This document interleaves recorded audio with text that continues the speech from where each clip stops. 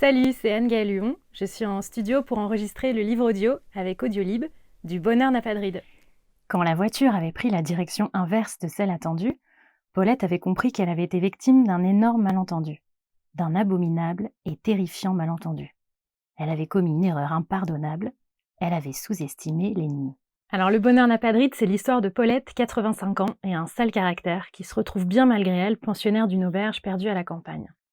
Pour passer le temps, et parce qu'elle a aucune envie d'être là, elle va commencer à enquêter sur les secrets des autres pensionnaires. Monsieur Georges, Marceline, Hippolyte, toutes sortes de personnages un peu éraflés par la vie, bienveillants, souriants, gourmands, et peut-être enfin elle-même commencer à vivre. C'est qu'on n'accueillait pas souvent de nouveaux pensionnaires. Les chambres étaient louées au mois, mais pour la plupart, les locataires vivaient ici depuis des années. De la cuisine, Nour leva les mains en signe d'interrogation. Monsieur Yvon, embarrassé, haussa les épaules et escorta la vieille dame dans les étages. Enregistrer un livre, c'est un métier technique, c'est un métier d'acteur, et moi je suis rien de tout ça.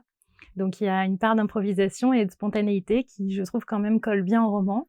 Monsieur Yvon proposa de prendre les valises. Paulette le dépassa sans un mot.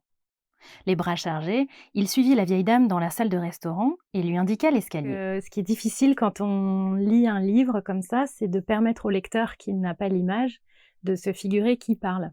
Et dans le livre Le Bonheur n'a pas de ride, c'est une auberge remplie de gens très différents, d'âges, de genres différents. Et c'est ça qui fait que c'est difficile à incarner.